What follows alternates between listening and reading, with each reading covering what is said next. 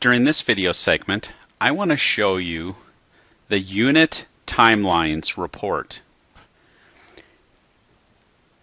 This is a report that isn't necessarily turned on by default. A little later on in the video, I'll show you how to turn this feature on if you don't see it underneath the curriculum content reports. What this report allows you to do is you can choose a program and you could say, let's look at all courses.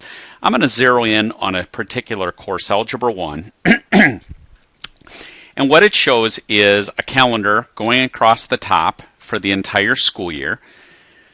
In the left column or first column, it shows all your units that you're teaching in Algebra 1. And then it shows graphically about the duration and when you plan to start and end that unit. If you put your mouse on any of these, you can see it in greater detail. So it's saying that this particular unit, Equations and Equalities, will be taught from approximately September 13 until October 7. Here's a very short unit, just from the 8th until the 19th, and so forth.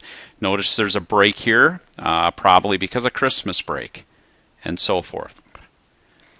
And so to turn on this report, what you need to, and before I do that actually, let's go ahead and look at all courses. And so you'll see that this course is the only one that has that information defined. So it's a nice report, but it does require a little extra work of the teachers when they set up their units.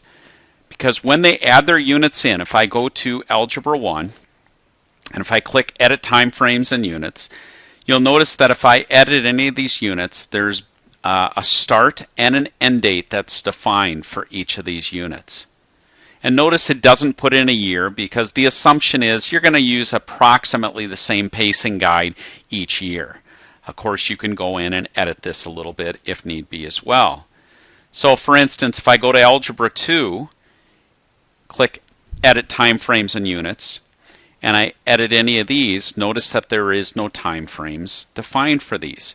So now if I put in that I'm going to start this on September 1, and I'm going to work on this unit until approximately the 25th, I can click Save, and then I'll go to the next unit.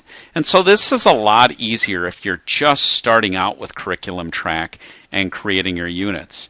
Otherwise, if you already have those units created, it does require teachers to go back and enter those time frames. So as admins, you might want to decide whether you want teachers to do that or not. But now if I go to Reports and go to my unit timelines, let's say all courses, and you'll see that now Algebra 2 is started as well. If you do not see this report, Unit Timelines, it's because it's turned off in the admin area. So let's go to Admin, go to Utilities, and then if you scroll down, you'll see toward the bottom there's a Unit Timelines report or feature, and right now I have it enabled. If I disable it, now when I go to Reports, you'll see that it's no longer there.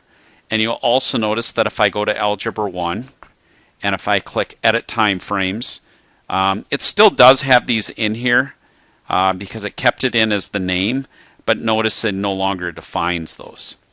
Again, I could go back to the setup, utilities, and if I turn that feature back on again, then that report would appear. This now concludes this instructional video.